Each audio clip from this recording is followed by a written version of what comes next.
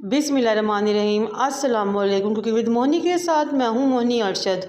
अल्लाह ताला आप सबका हामी और नासिर हो। ना ही पिज़्ज़ा होगा ना ही बर्गर होगा, बल्कि दोनों ही टेस्ट आपको एक ही चीज़ में मिलेंगे। बनाएंगे हम बहुत ही मज़ा टेस्टी पिज़्ज़ा बर्गर या पिज़्ज़ा बन। थोड़ी सी मेहनत सब घर में बहुत ही शानदार तरीके से ये रेसिपी रेडी कर सकते हैं और बच्चों के दिल जीत सकते हैं। बच्चों के लिए तो बहुत ही ज़बरदस्त रेसिपी है ये। आज ही इफ्तार में बनाएं और सबके दिलों पे राज करें। चले इस मज़ेदार सी रेसिपी को स्टार्ट करते हैं। बिस्मिल्लाहिर्रहमानिर्रहीम। एक बाउल है, उसमें 3 कप मैदा छान के शामिल कर लें। फिर 1 टेबलस्पून चीनी, 1 टीस्पून नमक शामिल करें। फिर 1 पैकेट इंस्टेंट ईस्ट का लें, वो इसमें शामिल कर दें। अब इन तमाम ड्राई इंग्रेडिएंट्स को आपने अच्छे तरीके से वेल कंबाइन करना है। अब आप 1 कप नीम गर्म दूध का लें और वो इसमें आहिस्ता आहिस्ता करके शामिल करें और स्पैचुला की मदद से मिक्स करना शुरू करें। ईस्ट का एक साइश आधा किलो मैदे के लिए बिल्कुल ठीक रहेगा। 3 कप मैदा आधा किलो ही होता है। अब हम स्पैचुला को साइड पे रखेंगे और हाथ की मदद से डो को गूंदना शुरू करेंगे। थोड़ा थोड़ा पानी लगाते हुए मैंने डो को गूंदना शुरू किया। परफेक्ट डो गूंदने के लिए मेरे 2 से 3 बड़े चम्मच पानी के लगे थे। जब डो स्टिकी होना शुरू हुई तो फिर मैंने कुकिंग ऑयल का इस्तेमाल किया। 4 से 5 टेबलस्पून कुकिंग ऑयल इस्तेमाल करना है डो को बेस्ट और ज़बरदस्त कंसिस्टेंसी में लाने के लिए। इस स्टेज पे हमने डो को 15 से 20 मिनट के लिए गूंदना है। जितना अच्छा हम इसको गूंदेंगे उतनी ही अच्छी हमारी डो बनेगी और उतना ही अच्छा रिजल्ट आएगा। गूंदे ऑयल से ग्रीस करें और 2 घंटे रेस्ट पर दें किसी गर्म जगह पे। बिस्मिल्लाहिर्रहमानिर्रहीम। एक फ्राई पैन को चूल्हे पर रखें, इसमें 2 से 3 बड़े चम्मच कुकिंग ऑयल के शामिल करें। फिर 2 बड़े साइज के प्याज स्लाइस करें, इसमें शामिल कर दो। 1 मिनट के लिए पकाएं। 1 टीस्पून नमक, half teaspoon chilli flakes, half teaspoon काली मिर्च पाउडर, 1 टीस्पून मोटा कुटा हुआ धनिया, 2 टेबलस्पून सोया सॉस और 4 अदद बारीक हरी मिर्चें काटे हुए शामिल कर दें। अब तमाम मसालों को मिक्स करें और 2 से 3 मिनट के लिए भूनें। फिर 1.5 चम्मच मैदे के लें और इसमें शामिल कर दें। मैदे को शामिल करने के बाद 1 से 1.5 मिनट के लिए भूनें ताकि मैदे का कच्चापन ख़त्म हो जाए। फिर 1 कप दूध लें, वो इसमें शामिल कर दें और अच्छे तरीके से मिक्स कर दें। जब दूध अच्छे तरीके से तमाम चीज़ों में मिक्स हो जाए तो आधा kilo boil and share chicken लें, वो इसमें शामिल कर दें और वो भी मिक्स करना शुरू करें। हमारा बहुत ज़बरदस्त सा बैटर रेडी हो चुका है। जब बैटर पैदल छोड़ना शुरू करें तो इसको साइड पे उतारें और ठंडा होने रख दें। दूसरी तरफ हमारी डो अच्छे तरीके से राइज हो चुकी है। डो को थोड़ा सा गूंदेंगे ताकि तमाम एयर निकल जाए।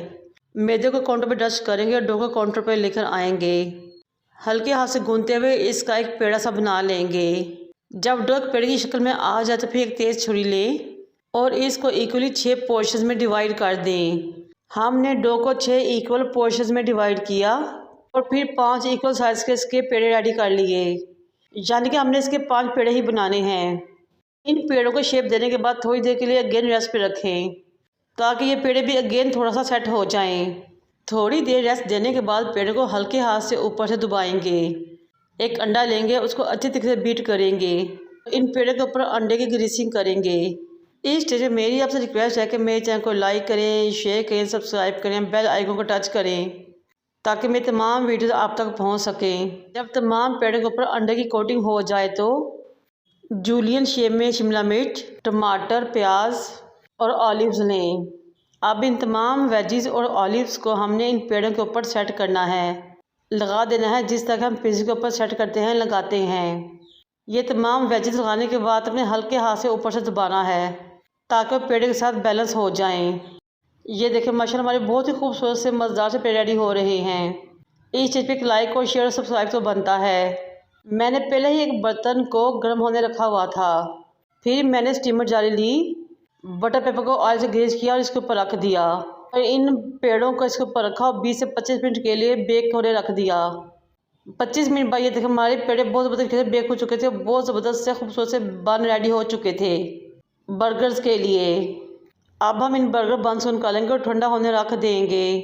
अगर आपके घर में अवन नहीं है तो आपको परेशान होने की ज़रूरत नहीं। बग़ैर अवन के हम बहुत अच्छे तरीके से बेकिंग आइटम्स घर में रेडी कर सकते हैं, जिस तरह के मैंने रेडी की हैं। ये देखें माशाल्लाह ना सिर्फ ऊपर से बल्कि नीचे से भी हमारे बर्गर बंस बहुत अच्छे तरीके से रेडी हुए हैं, जो एक बेहतरीन बेकिंग की निशानी है। तेज छुरी लेंगे और सेंटर से 2 हिस्सों में काट लेंगे। जब तमाम पिज़्ज़ा बर्गर बंस कट जाएं तो केचप ले और इनके नीचे वाले हिस्से पे केचप के 2 से 3 बड़े चम्मच डालें।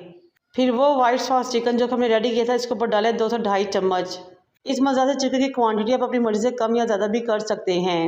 फिर मैंने कद्दूकस की हुई पिज़्ज़ा चीज़ ली और इसके ऊपर गार्निश करना शुरू की। आप स्लाइस चीज़ भी ले सकते हैं। अब हम बर्गर्स के ऊपर वाले पोर्शन को उठाएंगे, उसके ऊपर रख देंगे और हाथ से दबाएंगे ताकि हमारे पिज़्ज़ा बर्गर बंस अच्छे तरीके से सेट हो जाएं। अब मैंने अगेन उसी बर्तन में जिसे मैंने ये बंस रेडी किए थे इनको 10 मिनट के लिए रख दिया दम वाली फ्लेम पे ताकि चीज़ मेल्ट हो जाए। माशाल्लाह से हमारे पिज़्ज़ा बर्गर बंस रेडी हो चुके हैं अफ्तारी के लिए। आज ये बनाएं, अपनी अफ्तारी को 4 चाँद लगाएं। यकीन कि जब ये बनाएंगे तो आपको मज़ीद किसी पकौड़े समोसे या कचौड़ी की ज़रूरत नहीं, क्योंकि तमाम चीज़ें मज़ेदार सी रेसिपी के आगे फेल हो जाएंगी। बनाएं, मुझे अपने फीडबैक से आगाह करें। मुझे और मेरे वालिदैन को दुआ में याद रखें। अल्लाह हाफिज़।